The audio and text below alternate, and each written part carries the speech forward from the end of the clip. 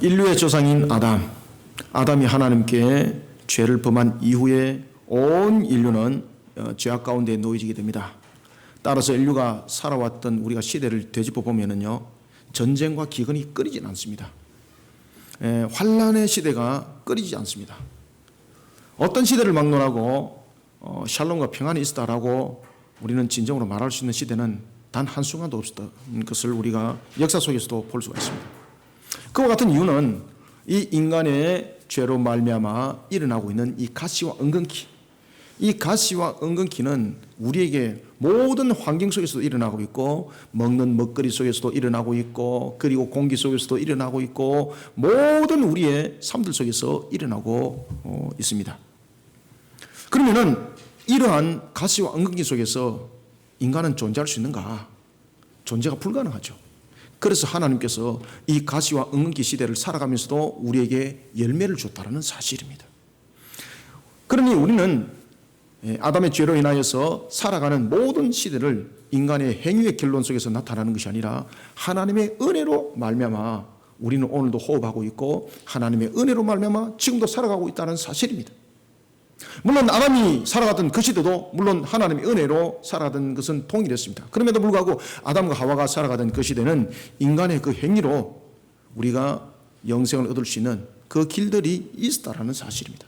그러나 인간이 그 행위로 죄를 범함으로 일어났던 이 가시와 은근키는 온 세상을 하여금, 온 시대를 하여금 가시와 은근키의 시대를 살아갈 수밖에 없는 그런 모습을 만들어갔던 것입니다.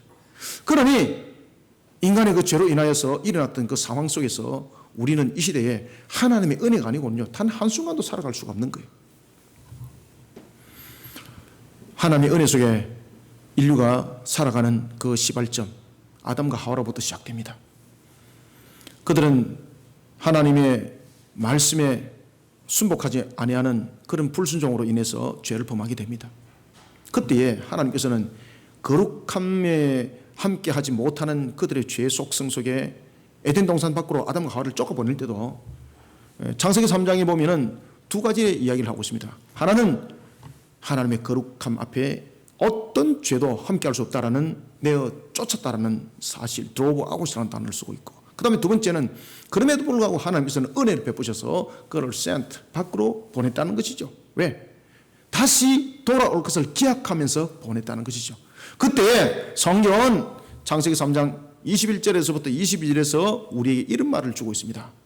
하나님께서 인간의 죄악 속에서 살아갈 수밖에 없는 그런 세월, 그런 시대, 그런 모습 속에서 살아갈 때에 아담과 하와에게 특별한 하나님의 은혜를 베풀어 주는데, 그 은혜 속에서 가시와 은근키 시대를 살아가고 그 속에서 결론이 있게 하시는 겁니다. 그때 하나님께서 아담과 하와에게 베푸신 은혜가 바로 무엇인가 하면 바로 가죽옷이었습니다. 가죽옷을 친히 지어 입혀, 가죽옷을 친히 지어 입혀, 그리고 에덴 동산 밖으로 내어 보냈다라고 말하고 있습니다. 이런 가죽옷과 같은 하나님의 은혜의 산실은 시대를 흘러 우리에게 중요한 하나의 메시지를 또한 던져주고 있습니다. 출애굽기 우리가 19장 5절부터 6절에 보면은 언약을 통해 거룩한 백성으로 복된 삶을 살아가도록 하나님께서 이스라엘 백성들에게 은혜를 더하실 때에 출애굽기 24장 이하를 보면은요, 마치 아담과 하와에게 부끄러움을 가리는 가죽옷을 지어 입혔던 것처럼 하나님께서 이스라엘 백성들로 하여금 약속의 땅인 가나안 땅에 들어가 살 때에 법도와 규례를 줍니다. 이 법도와 규례는 뭔가 하면요, 하나님의 은혜의 결실의 열매를 풍성하게 맺을 것에 대한 또 다른 하나님의 가죽옷이었습니다. 그래서 이것을 벗게 되면 인간의 부끄러움밖에 생기지 않는 겁니다. 이것을 벗게 되면 인간은 하나님 안에서 진정한 축복이 없는 겁니다. 그런데 사람들은 이것을, 법도와 규례를 올무로 여기고 있는 겁니다. 그리고 하나님께서는 이러한 가시와 은근키 시대를 하나님의 은혜 속에 복되게 살아가도록 법도와 규례를 주면서 모세를 통해서 신명기 11장 1절을 펼쳐보면 이런 말씀을 우리에게 증거해 주고 있습니다. 그런즉 네 하나님 여호와를 사랑하여, 그죠? 네 하나님 여호와를 사랑하여. 그러면 하나님을 어떻게 사랑하는가는, 하나님을 어떻게 사랑하는가라는 거. 그래서 이 법도와 규례 속에 보면 하나님을 사랑하는 방법이 다 있는 겁니다. 따라서 그런즉 네 하나님 여호와를 사랑하여 그가 주신 책무, 그가 주신 책무가 있다는 겁니다. 그가 주신 책무와 그리고 법도와 규례와 명령을 항상 지키라. 가끔 지키는 것이 아니라 항상 지키라.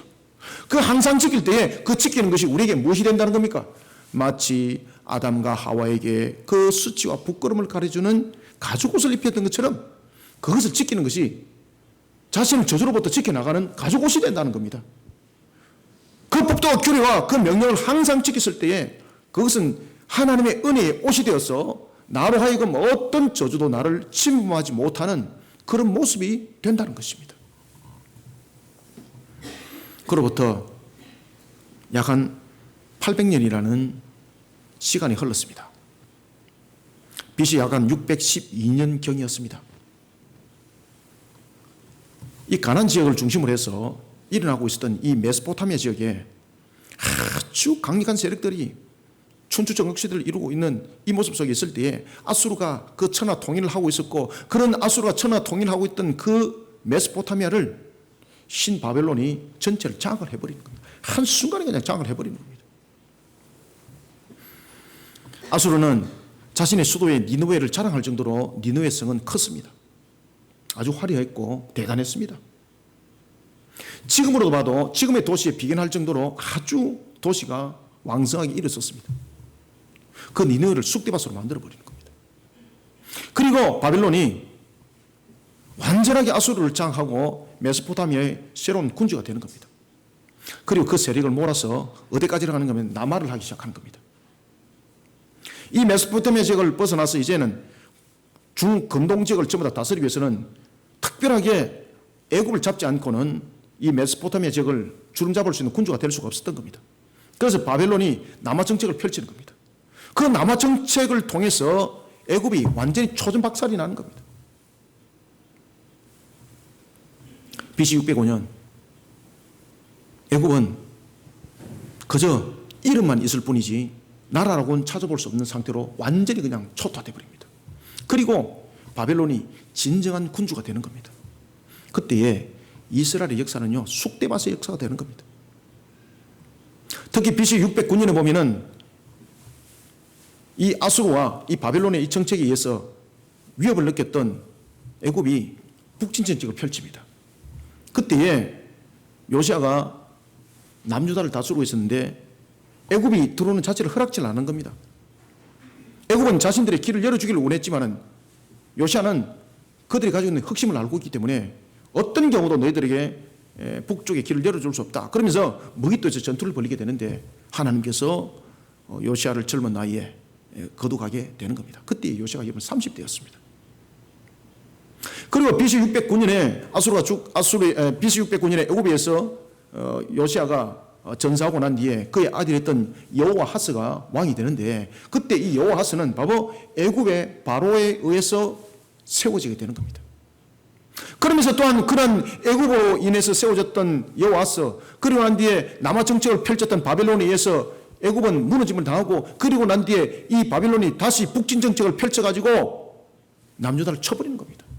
그때가 BC 605년이었습니다. 바벨론에서 1차 침공이 일어나게 되는 겁니다. 이러면서 BC 597년 그리고 608년에 586년에 완전히 무너짐의 역사가 이기까지 바벨론이 전체를 장악하게 되는 겁니다. 그러니 나라가 얼마나 혼탁한지 모릅니다. 어디를 기대될지 모르는 그런 시대, 세워진 왕은요 타락하는 겁니다. 세속 속에 빠지게 되고 하나님을 바라보는 것이 아니라 세상 속에 손을 벌리게 되고, 그런 속에 정치와 군사와 그리고 종교는요 혼탁한 시대를 걸어가게 되는 겁니다. 마치 악인이 형통하는 시대를 살아가게 되는 겁니다. 이때 하나님께서 이 하박국을 선자로 세우게 되는 겁니다. 특히 요시야가 왕으로 있던 그 후반기 그 시대는요 아주 유명한 선지자들이 많이 등장합니다. 왜냐하면 그 시대가 엄청 혼탁한 시대였거든요. 저와 여러분들이 잘 알고 있는 한번 짚어봅시다. 예레미야, 그리고 오늘 본문에 나타나는 하박국, 스가랴, 말할 필요 없이 말라기, 이런 선지자들이 집중적으로 활동을 하게 됩니다. 왜 그런가 하면요 아주 영적으로 혼탁했기 때문입니다. 마치 악인이 번성하여 잘 되는 것 같은. 그때 하나님께서는 하박국을 선지자로 세워서 말씀을 주는데 어떤 말씀을 주시는가 하면 두 가지 말씀을 주는 겁니다. 하나는 이런 영적 혼탁한 시대에 하나님을 바르게 직시하지 못하고 하나님께 주신 가죽옷을 입지 못하고 하나님께 주신 그 법도와 규례를 통해서 자신의 가죽옷을 삼지 못하는 어리석은 유다가 하나님의 심판을 받을 것을 말씀을 줍니다. 하박국이 볼 때는 당연하거든. 할 말이 없는 거예요. 그런데 문제는 하나님께서 이렇게 말씀하시는 겁니다. 그 남유다를 무너뜨릴 때 징계의 도구로서 메소포타미아 지역에 군주로 등장하고 있는 바벨론을 쓰겠다는 겁니다. 바벨론을 쓰겠다는 겁니다. 그러니 하박국이 볼 때 심령이 무너지는 것 같지 않습니까? 하나님의 공의가 어찌 이롭습니까? 어찌 하나님의 공의가 이렇게 어렵지 못합니까? 어찌 우리가 징계받는 것은 하나님의 공의 가운데 받는 것은 마땅하다 여김을 받지만은 어찌 악인들을 통해서 하나님의 백성이 의로운 자들을 치십니까? 이것은 하나님의 공의에 맞지 않지 않습니까? 이때 하나님은 하나님의 공의가 어떻게 실현될지를 두 가지를 하박국에게 말씀하십니다. 그 첫 번째는 하나님의 공의에서 남유다가 하나님의 징계 회초를 통해서 멸망을 당할 것과 함께 그들을 회복시킬 것을 말씀하십니다. 그리고 두 번째는 하박국을 통해서 무엇을 말씀하시고자 하는가 하면 바벨론은 하나님께서 쓰시는 징계 도구대 그들은 그들의 악으로 반드시 내가 그들을 심판할 것이다. 사랑하는 성도 여러분, 지금 우리는 지금까지 역사 속에서 우리나라가 경험하지 못한 한일합방 이후에 최대의 시대를 살아가고 있습니다. 마치 대통령이 공약했던 것처럼 여러분들이 경험하지 못한 그런 시대를 살아가도록 하겠습니다. 지금 그 시대를 살아가고 있습니다. 지금 얼마나 공약을 잘 지켰는지 모르겠습니다. 예배 드리는데 우리가 마스크를 끼고 예배드려 본 적이 없습니다. 교회가 문을 닫아본 적이 없습니다. 일제시대 때 신사참배를 위해서 강제적으로 교회가 문을 닫아본 적은 있는데 유해 때도 교회 문은 닫은 적이 없습니다. 피난 갔을 뿐이지. 그런데 지금 이 시대는 교회가 문을 닫는 시대가 되어버렸습니다. 이런 영적 혼탁한 시대를 우리는 어떻게 이겨나가야 될 것인가? 오늘 우리는 하박국 선지자를 통해서 하나님이 주신 말씀을 직시하면서 우리는 이런 영적 혼탁한 시대를 그저 물러서는 것으로서 이 문제는 해결되는가라는 것입니다. 하나님의 음성을 들으시길 바랍니다. 이 시대를 향한 하나님의 메시지가 있습니다. 오늘도 질고 가운데 질병 가운데 하나님의 음성이 있습니다. 왜 그런가 하면 만물을 주관하시는 하나님, 모든 만물은 하나님 발 아래 있다는 사실입니다. 10편 18편이 그것을 우리에게 증거해 주고 있습니다. 우리는 오늘 이 하박국의 이 메시지를 통해서 우리는 이 혼탁한 시대를 어떻게 이겨나가야 될 것인가? 분명히 하나님께서는 그렇게 말씀하고 있습니다. 왜 이스라엘 백성들을 칩니까라고 하박국이 물었을 때 하나님께서 이렇게 말씀했습니다. 그들은 소금으로 맛을 잃었기 때문에, 그들은 소금으로 이미 맛을 잃어버렸기 때문에 세상에 짓밟힐 것이다. 그러면 우리는 이런 혼탁한 시대에 그저 짓밟히고 소망과 희망이 없이 살아가는 것으로 끝나야 되는가? 그런데 하박국을 통해서 우리에게 주신 말씀처럼 이 시대를 이겨나갈 세 가지 방법을 가르쳐주고 있습니다. 그 첫 번째가 뭔가 하면요, 1절에서 우리에게 답을 주고 있습니다. 한번 읽어봅시다. 시작. 내가 내 파수하는 곳에 서며 성 위에 서리라. 그가 내게 무엇이라 말씀하실는지 기다리고 바라보며 나의 질문에 대하여 어떻게 대답하실는지 보리라 하였더니 아멘. 지금 이 시대만큼 여러분 영적 흑암 시대가 없었으리라 저는 생각합니다. 마치 지금 우리가 살아나가고 있던 이 시대는 바로 중세 사회 시대 이전에 있었던 그 흑암의 시대에, 그 흑암의 시대와 마치 유사한 시대를 우리는 지금 살아가고 있습니다. 심지어 예수님께서 이 땅에 오시기 전에 우리에게 있던 그 중간사, 이스라엘의 그 역사에 있어서 정말로 그들이 정말로 혼탁한 영적 시대라고 말했던 말라기 이후에 주님께서 오시기 전까지의 그 400년의 중간사, 마치 우리는 그 시대를 살아가고 있습니다. 이런 혼탁한 시대를 가리켜서 영적 흑암이라고 말하고 있는 겁니다. 그런데 오늘 본문에 보면은 하박국이 살아가던 그 시대도 바로 영적 흑암이었습니다. 그러면 영적 흑암은 흑암으로서 우리에게 무엇을 말해주고 있는가라는 것입니다. 영적 흑암 시대도 하나님이 발 아래에서 하나님이 주관하십니다. 우리는 메시지를 읽어야 합니다. 그런데 메시지를 읽기 위해서는요, 이 메시지가 똑바로 증거되는 것을 똑바로 들어야 되고 똑바로 볼 수 있는 눈이 있어야 됩니다. 그 똑바른 눈과 똑바른 메시지를 알기 위해서는요, 오늘 본문에 나타나고 있는 것처럼 먼저 똑바른 파수꾼이 되어야 됩니다. 파수꾼은 여러분 어디에 쓰임받습니까? 파수꾼은 성루의 제일 높은 곳에 제일 바깥쪽을 잘 확인할 수 있는 위치에 파수꾼이 서게 되어 있습니다. 그리고 파수꾼은 항상 깨어 있어야 됩니다. 이 파수꾼의 역할은 바로 뭔가 하면은 바깥쪽에서 들려오는 소문을 가장 먼저 분석을 해야 되고, 그리고 바깥쪽에서 들어오는 외부의 인물들을 가장 먼저 발견하고 분석을 해야 될 사람이 바로 누굽니까? 파수꾼입니다. 파수꾼. 이 시대의 영적 흑암은 우리가 정확한 파수꾼으로서 역할을 감당하지 못하면 무너짐을 당하게 되어 있습니다. 그럼 이 땅 위에 세운 교회와 성도들의 역할들은 바로 무엇인가? 똑바른 영적 파수꾼이 되어야 됩니다. 그러면서 우리는 혼탁한 시대를 이겨나가야 되는 겁니다. 따라서 우리는 먼저 1절을 통해서 영적 흑암에 사로잡혀 있는 이 시대, 하나님의 음성에 대해서 더욱 집중해야 됩니다. 하나님의 음성에 대해서 더욱 집중할 뿐만 아니라 하나님의 음성을 바르게 증거해내는 파수꾼이 되어서 혼탁한 시대를 이겨나가는 성도가 되어야 되는 것입니다. BC 722년 아수르에서 북이스라엘이 멸망당할 때 궁극적 원인이 무엇입니까? 북이스라엘이 힘이 약했던가요? 아닙니다. 그 궁극적 원인은 하나님의 공의의 저울추에 미달되었기 때문입니다. 하나님의 공의의 저울추에 미달되었기 때문에 하나님께서 그 은혜의 옷을 벗겨버린 겁니다. 그러면 그들은 왜 하나님의 은혜에 그 공의의 저울추에 미달되었을까라는 것입니다. 하나님의 공의의 저울추가 무엇을 기준으로 삼고 있었습니까? 바로 하나님께서 명하신 법도와 규례였습니다. 그 법도와 규례는 하나님의 공의의 저울임과 동시에 또 다른 하나는 바로 아담과 하와에게 지어 입혔던 가죽과 같은 은혜의 옷이었습니다. 이들이 하나님의 법도와 규례를 지키지 못하니까 공의의 저울추에 대해서 불의한 값이 되었고, 그리고 그 은혜의 옷이 벗겨져 버리니까 아수리에서 멸망당할 수밖에 없었던 겁니다.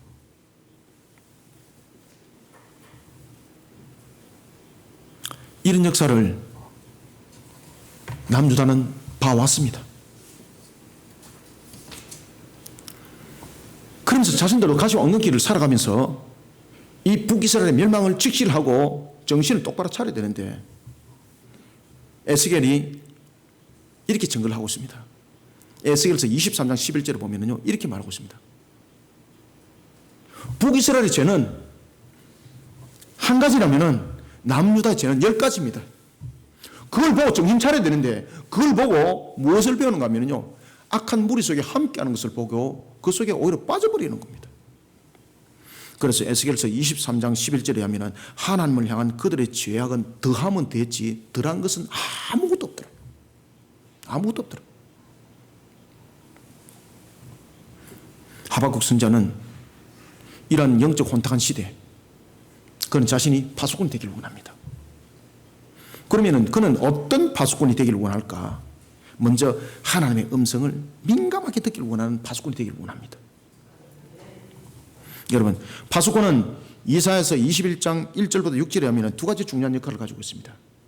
제가 조금 전에도 여러분들에게 말씀드렸던 것처럼 파수꾼은 외부로부터 전해오는 소식과 움직임에 성읍에서 제일 먼저 목격해야 될 책임을 가지고 있습니다. 그 다음에 두 번째는 그런 파수꾼이 외부로부터 들려왔던 그런 움직임과 그런 소식에 대해서 거짓 없이 정확하게 분석해서 정확하게 성 안에 들려줘야 될 의무를 가지고 있습니다. 자기가 봤습니다. 자기가 들었습니다. 이걸 자기 속에서 삼켜버리면 성 안에 어떤 일이 일어날지, 바깥쪽에서 치고 들어옵니다. 무기를 들고 쳐들어옵니다. 그런데 자신이 그냥 수도해버렸다. 그러면 안은 어떻게 되는 겁니까? 쑥대밭이 되는 겁니다. 이와 같이 파수꾼의 역할은 아주 정확하게 분석해야 될 그런 분별력도 있어야 되지만은 그것을 정확하게 전달해야 될 의무를 함께 가지고 있는 겁니다. 지금 오늘 본문에 보면은 하박국이 그런 이야기를 하는 겁니다. 내 파수하는 곳에 서며 신루에 서리라. 그러면서 그는 이렇게 말합니다. 주님을 내가 직시할 것이다. 주님께 내가 질문한 것을 내가 듣기를 내가 학수고대하면서 기다릴 것이다.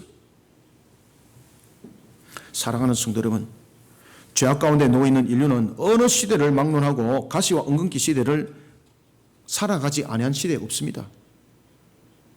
야, 이 시대가 변하고 나면은, 정권이 바뀌고 나면은 또 다른 새로운 시대가 올 것 같지만은 그 시대에 또 다른 가시 엉겅퀴 살아갑니다.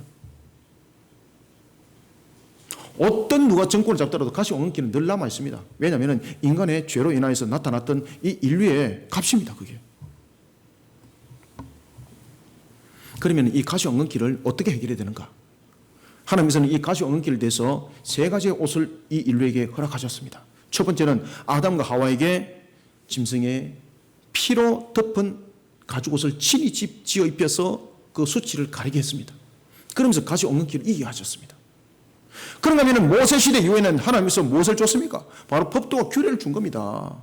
이 법도와 규례를 줄 때 하나님께서 어떻게 말씀하셨습니까? 신명기 27장과 신명기 28장을 묵상하시길 바랍니다. 그 속에 무슨 말씀이 있습니까? 너희들이 내가 준 이 법도와 규례를 지게 되면 너희들은 성 안에서도 복을 받을 것이고 성 밖에서도 복을 받을 것이고 심지어 너희들이 기르는 짐승까지 복을 받을 것이다. 너희들 후손이 그 복을 만복을 누릴 것이다. 이 법도와 규례가 또 다른 가죽옷이었습니다. 가시와 엉겅퀴를 이길 수 있는 방법이었습니다. 그런가 하면 하나님께서 세 번째 우리에게 가시와 엉겅퀴를 이길 수 있는 옷을 허락하셨습니다. 그것이 무엇입니까? 바로 예수 그리스도의 피 묻은 보혈의 옷입니다.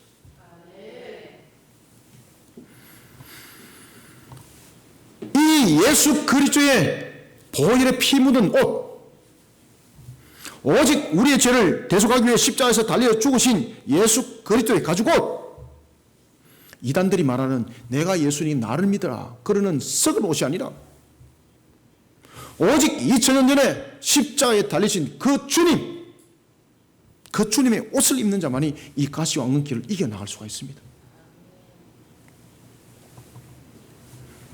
여러분들 보십시오.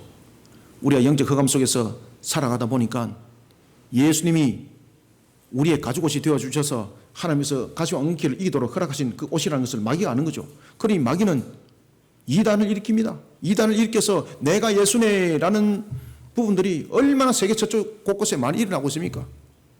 그 이단들이 어느 나라에 제일 많습니까? 리퍼블릭 코리아, 사우스 코리아. 우리가 살고 있는 지금 이 땅에 덕실덕실하고 있습니다. 지금. 그래 하나님께서 치시는 거예요 지금. 아시겠습니까? 그러면 하나님께서 왜 치시는가? 가죽옷을 똑바로 입으라는 거예요. 가죽옷을 똑바로 입으라. 2000년 전에 십자가에서 돌아가신, 우리의 죄를 대속하기 위해서 돌아가신 그 주님을 믿음으로써 그 옷을 입으라 말이에요. 그 옷을 입으라. 우리는 이것을 바르게 전할 수 있는 파수꾼이 되어야 됩니다. 이것을 바르게 전할 수 있는 교회, 성도들의 파수꾼이 되어야 되는 것입니다. 영적 흑암 시대에 이 영적 흑암 시대를 바르게 밝힐 수 있는 파수꾼, 그 파수꾼이 되기 위해서는 우리가 먼저 그 말씀을 똑바로 깨닫고 그 말씀이 주는 바른 교리 속에 우리를 바르게 세워야 되는 것입니다.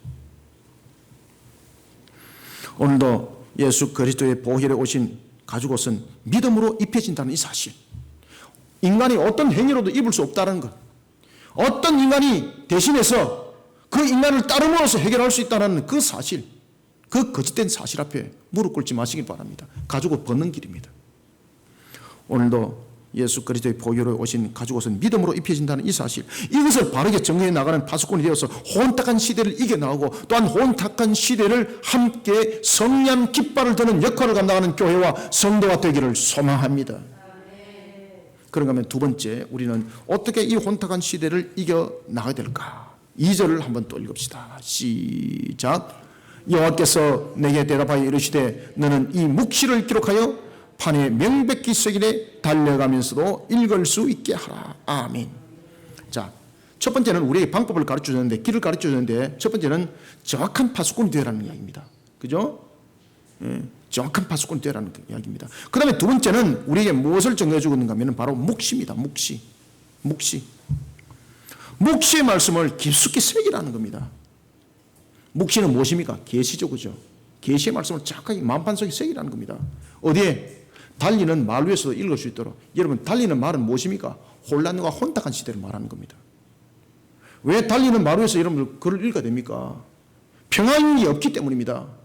우리는 가시황후기의 시대를 살아가고 있습니다. 어떤 시대를 막론하고 난 뒤에 어떤 시대가 오든 간에 우리에게는 혼탁한 시대, 바로 말 안장 위에 올려 달려지는 모습의 시대를 우리는 살아가게 되는 겁니다. 계시된 말씀이 만판 속에 안 새기시면요, 그 말 한 장에서 떨어지는 겁니다. 그 말 한 장에서 말씀이 바로 안 새겨져 있고 그 말씀이 희미하게 보이면요, 엉뚱하게 읽고 떨어지는 겁니다. 우리는 어떤 계시된 말씀이 우리 만판 속에 깊숙이 새겨져야 되는가? 바로 새하늘과 새 땅입니다. 우리에게 허락하신 바로 새하늘과 새 땅입니다. 이 새하늘과 새 땅에 대한 계시가 우리에게 흔들림이 없어야 합니다. 우리는 따라서 두 번째 2절을 통해서 계시된 새하늘과 새 땅에 대한 하나님의 말씀을 자신의 마음판에 깊숙이 새겨서 영적으로 흔들리지 않아야 됩니다. 영적으로 흔들리지 않은 강건한 신앙으로 혼탁한 시대를 이겨나가는 성도 교회가 되기를 소망합니다. 하박국 선자는 남유다 백성들의 완악함에 대한 심판의 도구로 하나님께서 악한 바벨론을 사용하는 것과 그리고 바벨론에 의해 남유다가 무자비하게 무너짐을 당할 것을 듣습니다. 여기에 대해서 하박국은 악인이 선민을 삼키는 것이 어찌 하나님의 공의에 맞습니까? 라고 말할 때 하나님께서는 뭐라고 말씀하십니까? 이때 하나님께서는요, 하박국에게 내가 너에게 묵시의 말씀을 줄 것이니 이것을 어떻게 하라? 기록하라, 새겨라. 스티그마, 새기라는 겁니다. 지금 새기라는 것은 무엇입니까? 제가 지금 무슨 단어를 썼습니까? 스티그마.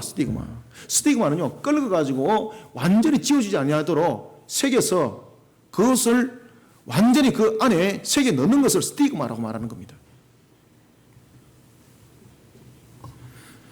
하나님께서는 하박국에게 묵시의 말씀을 단단히 기록하도록 명합니다. 여러분들, 우리가 판에 새겨진 말씀을 한번 생각을 한번 해봅시다. 과거에 BC 1446년에 이스라엘 백성들이 출애굽을 했습니다. 그리고 그들이 시내산에 머물게 됩니다. 그리고 그들이 시내산에 머물면서 BC 1445년에 애굽을 향하여서 나온 날로부터 약 한 1년 정도 되어서 그들이 가나안 땅을 향해서 나가게 됩니다. 그때 하나님께서는요, 시내산에서 무엇을 줍니까? 613가지의 법도와 규례라는 하나님께서 주신 가죽옷, 그 가죽옷을 줍니다.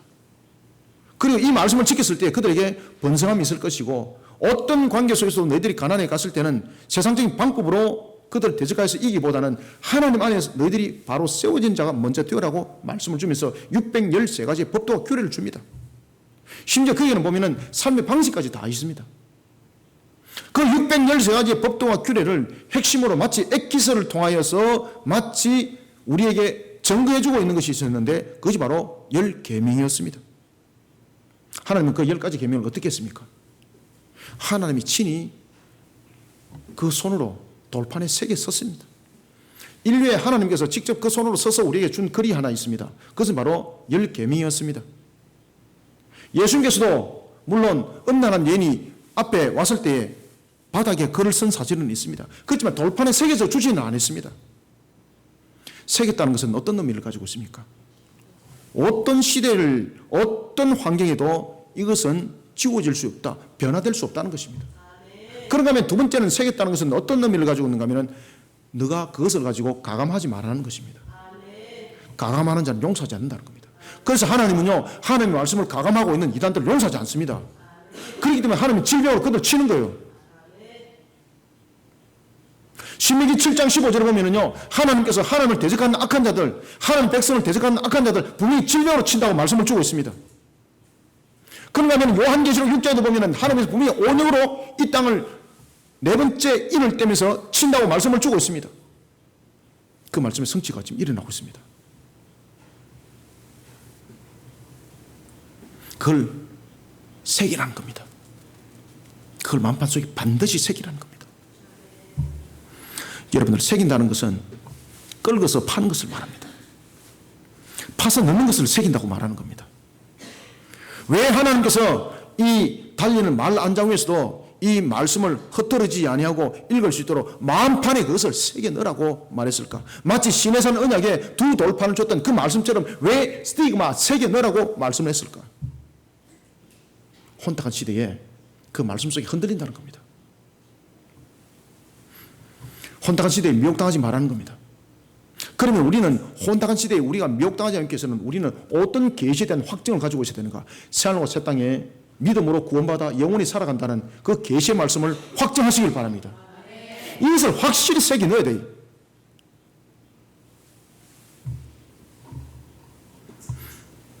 우리가 두 돌판에 새겨 넣듯이 계시의 말씀에 대한 새하늘과 새 땅의 말씀을 우리 만판 속에 새겨 넣지 못하면요, 우리는 혼탁한 시대에 헷갈려서 넘어지는 자가 됩니다. 미혹당하는 자가 됩니다. 결국은 마귀의 밥이 되는 겁니다. 분별력 잃어버립니다. 여러분들 아시겠습니까? 2절 다시 한번 읽읍시다. 시작.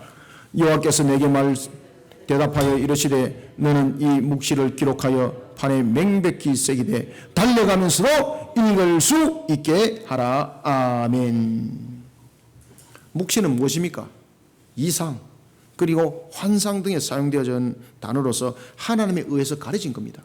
그것이 나타나는 거예요. 하나님에 의해서 가려진 것이 하나님에 의해서 보여지는 것. 그래서 묵시록, 계시록, 그죠?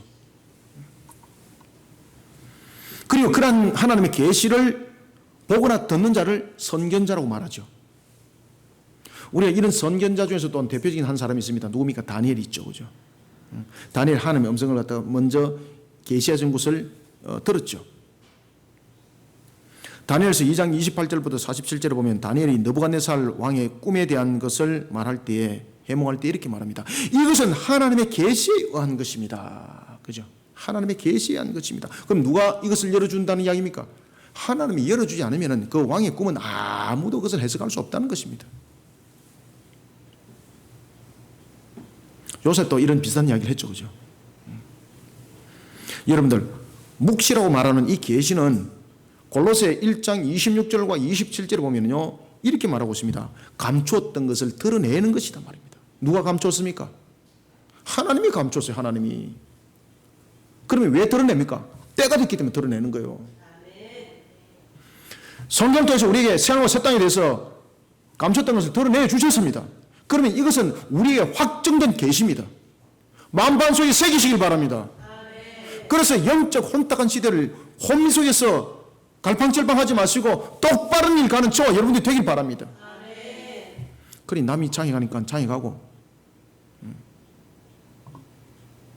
온갖 건데 끌리다니지 말고 부안내동하지 마시고 사랑하는 성도 여러분, 하나님께서는 이 시대를 향해서 우리에게 두 가지 사실에 대해서 계시의 말씀을 주었습니다. 그죠? 만판 속에 새기라는 거예요. 바로 무엇입니까? 심판과 구원입니다. 바로 요한계시록 20장의 말씀과 21장의 말씀입니다. 먼저 우리가 요한계시록 21장을 한번 봅시다. 요한계시록 21장에 보면은 하나님의 나라의 백성을 향한 새하늘과 새 땅에 대해서 하나님은 우리에게 분명히 계시해주고 계십니다. 만판 속에 새기시길 바랍니다. 그러니 이 계시의 말씀이 무엇과 연결되어야 되는가 하면 주 예수 그리스도를 믿어라. 그러면 너와 내 집이 구원을 받을 것이라는 말씀과 회개하러 천국이 가까웠다라는 그 계시의 말씀과 연결이 되어야 되는 거예요. 다른 것과 연결이 되면 안 돼요. 여러분들 아시겠습니까? 이것을 만판 속에 새기시길 바랍니다. 이게 우리를 향한 계시의 음성입니다. 이게 가감되면 안 됩니다. 이게 가감되니까 소망과 희망이 없고 엉뚱한 곳에 자꾸 퍼들고 앉아가 있고 여기가 조사오니라고 말하면서 여기서 우리 초막 세 개를 지어서 하나는 주를 위해서, 하나는 모세를 위해서, 하나는 엘리야를 위해서 우리가 여기서 그냥 안주합시다. 그런 이야기를 하는 거예요, 여러분들요. 주님께서는 예루살렘에 십자가를 지기 위해서 가야 되는데 새하늘과 새 땅에 대한 분명한 스티그마가 있어야 됩니다. 이미 계시해 줬습니다. 그런다면 여러분 요한계시록 20장을 보십시오. 하나님을 향하여서 불의한 자들은 어디에 던지짐을 당한다? 영원히 타는 불못에 그곳에서 영원한 고통에 던지짐을 당할 것이다. 이것을 우리에게 계시해 주고 계시는 거예요. 그래서 우리는 두 가지의 계시에 대해서 양날의 검의 말씀을 확실히 가지고 있어야 되는 겁니다. 그것은 바로 심판과 구원이라는 것입니다. 그러니 이 땅에서 악인이 잠시 번성하는 것을 부러워하지 마시기 바랍니다. 악인이 잠시 누리는 것은 형통이 아니라 무엇이겠습니까? 불못에 던져지는 점거물입니다. 점거물. 많으면 많을수록 그 점거물은 확실한 겁니다.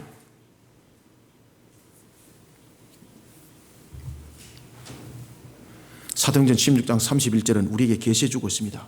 주 예수를 믿으라. 그러면 너와 내 집이 구원을 받으리라. 그런가 하면 마태복음 3장 2절은 우리에게 계시해 주고 있습니다. 회개하라, 천국이 가까이 왔다 말이요. 회개하라, 천국이 가까이 왔다.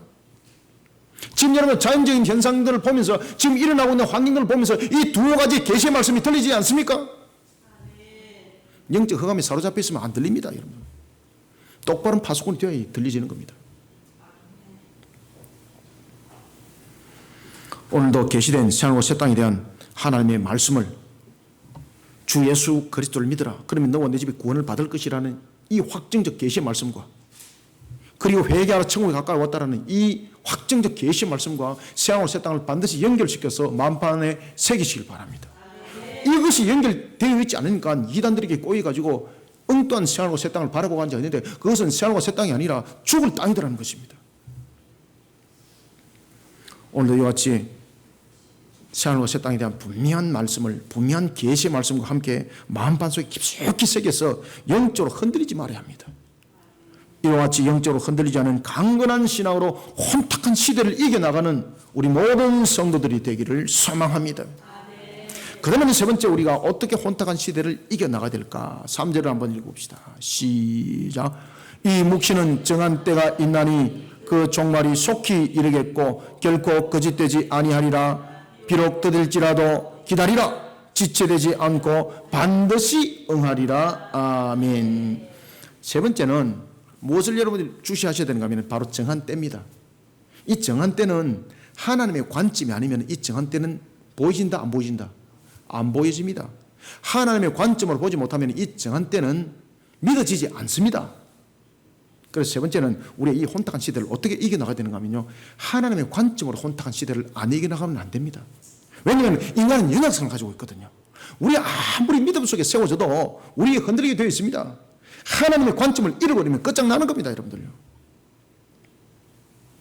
따라서 우리는 마지막으로 세 번째는 내가 원하는 것을 위해 살아가는 자 되어서는 안 됩니다. 내가 원하는 것을 위해서 살아간다는 것은 육신이거든요. 육신이 원하는 바는 결국은 하나님의 관점을 떠나버립니다. 그렇기 때문에 내가 원하는 것을 위해서 살아가는 자가 아니라 만물을 친히 주관하시는 살아계신 하나님의 관점에서 모든 것을 바라보면서 혼탁한 시대를 이겨나가는 성도들이 되시길 바랍니다. 하박국 선지자는 묵시의 말씀이 실현되는 것은 정확한 때가 있다고 말하고 있습니다. 그런데 그 때가 우리가 원하는 때가 아니더라는 겁니다. 더디 올지도 모릅니다. 속히 올지도 모릅니다. 그런데 그 때는 하나님이 정한 때라고 말하고 있습니다. 그러면서 그 정한 때는 반드시 온다라고 우리에게 계시해 주고 있습니다.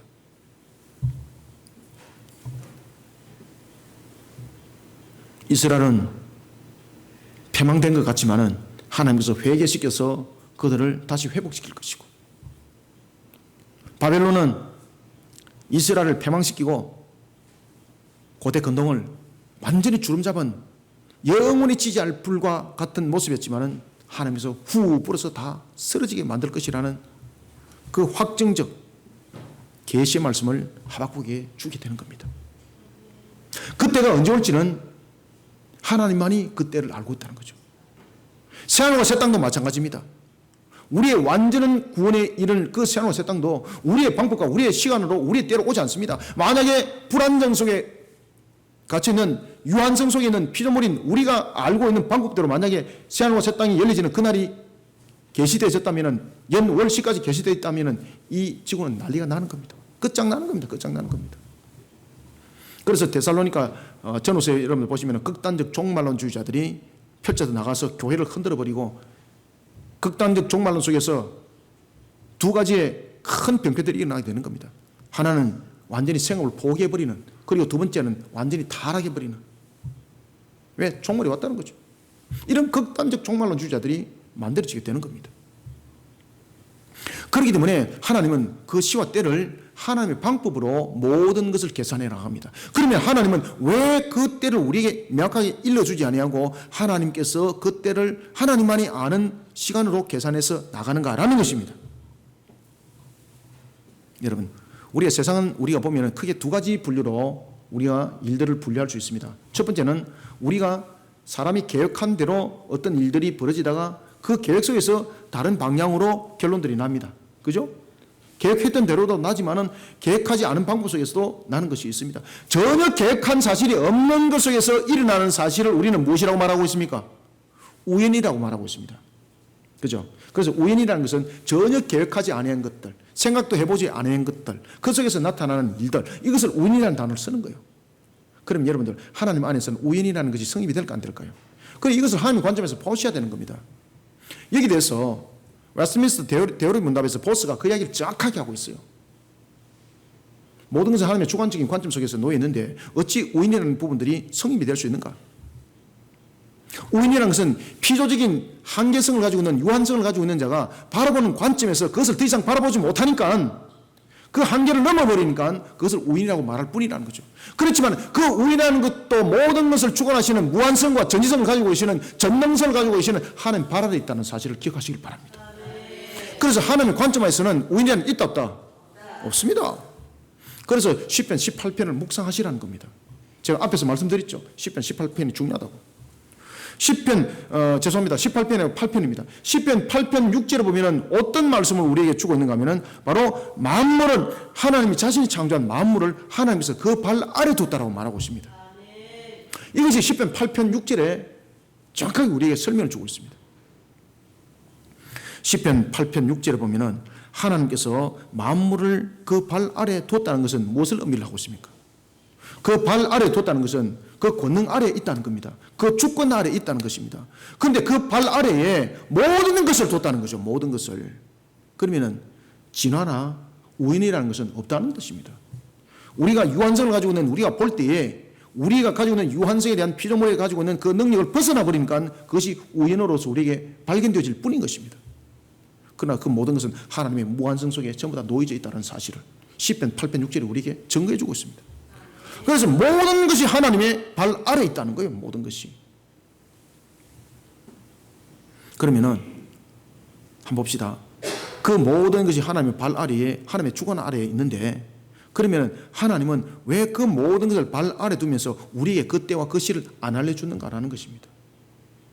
그리고 하나님께서는 왜 그 때와 그 시를 우리에게 안 알려주면서 하나님의 계산 속에서 모든 것을 해나가는가라는 것입니다. 그러면서 이런 부분에 대해서 우리에게 하나의 센스를 던져준 사람이 있었는데 그가 바로 베드로였습니다. 베드로가 베드로후서 3장 8절에서 이렇게 말합니다. 주님의 재림은 분명히 온다. 그런데 주님의 재림은 언제 오는가? 그것은 하나님의 때에, 하나님의 시에 오는데 그것은 우리가 계산할 수 없는 시에 온다. 그것을 말하여서 베드로는 이렇게 증거하고 있습니다. 하나님의 날은 첫날이 하루 같고 하루가 몇 날 같다? 첫날이. 주께서는 하루가 첫날 같고 천년이 하루 같다. 이 한 가지를 잊지 마라. 이거는 무슨 말입니까? 하나님의 때에 재림한다는 겁니다. 하나님의 때에. 하나님께서 모든 것을 계산하여서 하나님의 때에 온다는 겁니다. 그런데 이 말씀이 무엇과 연결되는가 하니까 요한계시록 6장 11절과 연결이 되더라는 것입니다. 분명히 주님의 때는 주님께서 우리에게 허락하신 날은 주님의 계산으로 계산해 보니까 주님의 한 날은 우리의 천년과 같고 그 천년은 주님의 날이 하루와도 같다는 것입니다. 그럼 이것은 무엇을 의미를 하는가? 그 모든 것을 주님께서 주관하셔서 모든 것이 이루어진다는 뜻이거든요. 그러면 왜 그렇게 베드로가 이야기를 했을까라는 것입니다. 그리고 오늘도 하박국을 통해서 왜 이렇게 주님께서 정하신 때를 이야기를 하는가라는 것입니다. 그 답이 요한계시록 6장 11절에 있습니다. 하루가 천년 같고 천년이 하루 같던 주님의 재림의 날이 언젠가? 바로 택한 백성의 그 수가 채워질 때입니다. 그때. 그래서 성경을 연결시켜 보면 정확해요, 여러분들요. 그런데 이때와 이 시를 마귀가 안다든지 사람들이 알게 되면 그 택한 백성의 계수를 채우는 측면에서 어떤 일들이 벌어지겠습니까?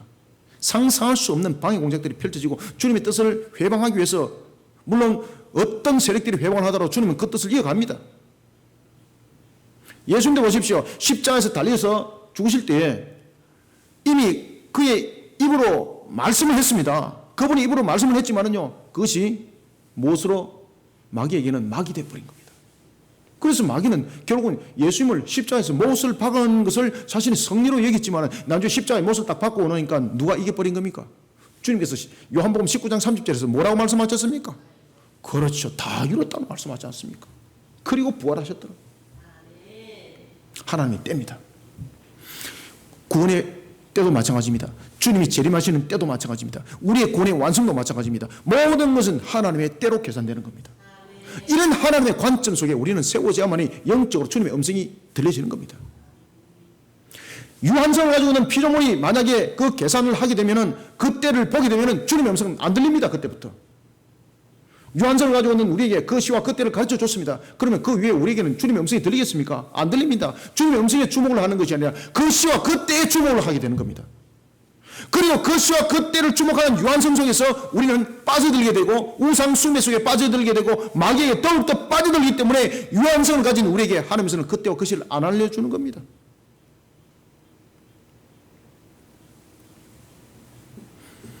그 시와 그 때를 유한성을 가진 인간에게 가르쳐주면 인간은요, 그 유한성 속에서 그 때와 그 시만 바라보는 겁니다.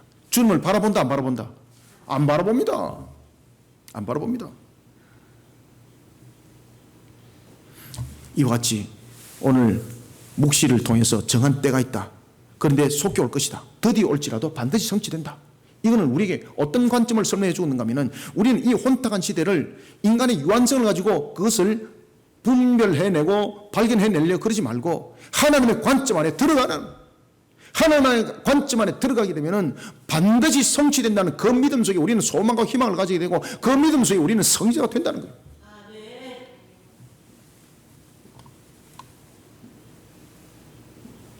시편 8편 6절 기억합시다. 모든 것은 하나님의 발 아래 있습니다. 그리고 모든 것은 하나님의 때와 하나님의 시에 결정되어집니다. 그러니 우리는 누구만을 바라봐야 됩니까? 그렇죠. 하나님만을 바라봐야 되는 거예요. 그런데 우리가 하나님을 바라보는 측면에서 우리의 유한성을 해결하는 길인데, 누구를 통해서 바라보라는 겁니까? 십자가에 달리신, 2000년 전에 우리의 죄를 대속하기 위해서 달리신 그 주님을 향해서 하나님을 바라보라는 거예요, 여러분들요. 그런 하나님의 관점 안에 우리를 세워야만이 혼탁한 시대를 이겨나갈 수가 있습니다. 내가 원하는 것을 위해서 살아가는 자가 아니라 하나님의 주관하심이라는 하나님의 관점을 통해 자신이 지금 행하고 있는 것이 올바른지 한번 돌아보시고 혼탁한 시대를 이겨나가는 하나님의 관점 안에 놓여있는 성도들이 되기를 주님의 이름으로 축원합니다. 말씀을 맺습니다. 우리는 정말로 너무나도 혼탁한 시대를 살아가고 있습니다. 저도 몇 년 살지는 않았습니다만은 이렇게 혼탁한 시대에 처음 살아봅니다. 저는 대통령이 공약한 거 그렇게 철저히 잘 지키는 나라 처음 봤습니다. 지키도 너무 잘 지킵니다. 그런데 그것은 이 시대를 향한 하나님의 음성이라는 것을 들으시길 바랍니다. 아시겠습니까? 하나님의 음성입니다. 하나님의 음성입니다. 어디가 끝인지 알 수 없는 암울한 시대, 저와 여러분들이 살아가고 있습니다. 그러면 우리의 다음의 답은 소망과 희망이 없습니다. 이렇게 딱 돼야 됩니다. 소망과 희망은 오직 사전에서만 찾아야 됩니다. 딕셔너리, 사전에서만 찾아야 됩니다. 그냥 표고에 걸어놓고 소망, 희망, 저 안에 살고 싶어. 그러나 우리는 이 모든 날들을, 오늘도 우리를 존재적으로 있게 하신 하나님, 그 하나님 안에서 오늘을 보시길 바랍니다. 오늘도 우리를 존재적 시점에서 이 시간에 있게 하신 하나님, 그 하나님 안에서 하나님 관점으로 모든 상황들을 바라보시길 바랍니다. 그때에 우리가 분별력이 있어야 됩니다. 파수꾼의 자세로서 하나님의 관점 안에서 하나님의 음성을 듣고, 그리고 분별력 있게 그 음성을 들을 때에 음성을 들은 것으로 끝나지 마시길 바랍니다. 요한계시록은 이렇게 우리에게 또한 가르쳐주고 있습니다. 듣고 본 자가 복이 있는데 그것을 지켜 준행하는 자 더 복이 있단 말입니다. 그러니 7 교회를 향해서 하나님께서 말씀을 줄 때에 그 7 교회를 향해서 요한계시록에서 동일한 말씀을 주고 있는데, 그 말씀은 바로 뭔가 하면은 귀 있는 자는 성령이 교회들에게 하는 말씀을 들을지어다라고 우리에게 말씀을 주고 있습니다. 심지어 주님으로부터 전적으로 칭찬만 들었던 빌라델피아 교회를 향해서도 귀 있는 자는 성령이 교회를 향해서 하는 말씀을 들으라고 그랬습니다. 파수꾼이 되어야 됩니다. 파수꾼이 되지 못하면은, 정직한 파수꾼이 되지 못하면은 주님 앞에 순결한 파수꾼이 되지 못하면 귀 있는 자가 되지 못합니다. 성령이 교대를 하는 말씀 안 들립니다. 아무리 우리가 소망과 희망을 가슴에 안는들 주님의 음성이 우리에게 들리지 않으면, 파수꾼으로서 우리의 모습이 세워지지 않고 주님의 음성이 들리지 않으면 우리는 하나님의 관점이 세워지지 않습니다. 그래서 오늘 전개했던 이 세 가지 말씀이 다 여러분들에게, 저와 여러분들에게 하나의 모습이 되어야 되는 것입니다. 파수꾼이 됩시다. 정확한 파수꾼이 됩시다. 그런가 하면 새하늘과 새 땅에 대해서 그 계시의 말씀을 만판 속에 새길 때에 우리는 분명히 주 예수 그리스도를 믿으라는 이 말씀, 그리고 회개하러 천국에 가까웠다는 이 말씀과 함께 연결하여서 우리는 새하늘과 새 땅을 바라보는 묵시의 말씀을, 계시의 말씀을 만판 속에 새기는 자가 되어야 합니다. 그런가 하면 모든 것은 정한 시와 정한 때가 있는데, 유한성을 가진 우리를 통한 정한 때가 아니라 무한성을 가진 하나님의 관점 안에서 모든 것을 보라는 겁니다. 하나님은 반드시 그 약속을 실현하신 분이라는 그 관점도 모든 것이 하나님 안에서만이 성립이 되는 것입니다. 오늘도 시대를 살아가는데 불안하십니까? 근심과 염려가 있습니까? 하나님의 관점 안에 들어오시기 바랍니다. 오늘도 소망과 희망 안에 살아가는 사랑하는 성도 여러분, 하나님께서 우리 이 땅에 왜 두셨겠습니까? 하나님의 관점에 그것을 돌아봅시다. 우리를 이 땅에 두신 분명히 목적이 있습니다. 하나님은 그저 이 질고 가운데 우리를 썰어버리게 두지 않습니다. 어떤 관계 속에도 우리는 하나님의 관점 속에서 5달란트와 2달란트를 가졌던 그 모습 속에 우리의 근본들을 바르게 세워나가면서 이 땅에 세우신 하나님의 그 목적을 이루어가면서 하나님을 기쁘게 하는 일에 하나님의 관점 안에서 바르게 세워지는 자들이 되어야 합니다. 그러기 위해서는 바른 영적 파수꾼이 되어야 합니다. 그러기 위해서는 무엇보다도 우리 속에 새하늘과 새 땅에 대한 분명한 말씀의 계시가 스티그마 되어 있어야 되는 것입니다. 이런 속에 우리의 근본들을 바르게 세워 세상을 향해서 또한 소망과 희망을 함께 주는 파수꾼이 되기를 주님의 이름으로 축원합니다. 살아계신 아버지 하나님, 주님의 은혜를 감사드립니다. 눈에는 보지 않지만 오늘도 천지와 만물을 다스리는 하나님 아버지, 시편 8편의 6절의 말씀처럼 모든 만물을 그 발 아래 둘 때에 하나도 예외 없이 모든 것이 하나님의 주권적 통치 아래 있다 하였습니다. 세상 사람들은 우인이라 하지만 유한성을 가진 피조물 속에 발견하지 못하는 것조차도 모든 것은 하나님의 주관하심이었습니다. 이 모든 것이 하나님의 관점 안에 들어가야만이 아는 것이었던 것을 오늘도 말씀을 통해서 깨닫게 하셨습니다. 살아계신 아버지 하나님, 시대가 너무나도 완악합니다. 참으로 혼탁한 시대를 살아가고 있습니다. 가시와 은근키입니다. 그러나 우리가 가시와 은근키를 살아갈 때 주님께서 에덴 동산을 통하여 아담과 하와에게 가죽옷을 입혀줬던 것처럼, 모세 시대를 통해서 율법과 법도와 규례를 가죽옷으로 지어 입혔던 것처럼, 이 시대를 향하여서 주 예수 그리스도를 믿으라 그러면 내와 내 집이 구원을 받으리라 하고 있던 십자가의 가죽옷을 지어 입혔던 이 모습을 가지고 우리는 혼탁한 시대를 이겨나가게 성령님 도와 주시옵소서. 오늘도 이와 같이 주신 말씀 속에 우리가 세상 속에 넘어지는 자 되지 않도록 우리가 먼저 파수꾼이 되게 하여 주시고, 그리고 또한 계시의 말씀으로, 새하늘과 새 땅의 계시의 말씀으로 우리를 세울 때 하나님의 관점으로 우리 모두를 이끌어 달려가게 도와주시기를 원합니다. 우리의 연약함을 아시고 우리의 부족함을 아시고 우리의 무지하심을 아시는 하나님께서 우리를 붙들어 인도하여 주옵소서. 우리를 십자가로 동행해 주시고 십자가의 가죽옷으로 입혀주어 우리로 하여금 성령의 분별력이 있는 자 되게 하여 주옵소서. 십자가의 가죽옷은 또한 우리의 하나님의 전신갑주가 되니 복음의 신을 신게 하시고 진리의 띠를 띠게 하시고 의의 흉배를 치게 하시고 믿음의 방패를 들게 하시고 구원의 툭을 쓰고 성령의 말씀의 금을 대는 파수꾼으로 주님의 사명을 이어가는 혼탁한 시대를 소망과 희망으로 그 값을 다하는 소금이 되고 빛이 되어 주님께 영광 돌리는 길을 힘있게 달려가는 우리 거심교회 모든 성도들 삼아 주시옵소서. 그래서 이 시대를 능히 이기고도 남음이 되게 하여 주시고 참으로 즐거운데 소망을 잃어버리고 두려움 속에 살아오는 세상을 향해서 우리가 주님의 말씀으로 희망과 소망을 전가하는 산정인의 길들을 힘있게 또한 달려갈 수 있게 도와주시옵소서. 예수님의 이름으로 기도드렸나이다. 아멘.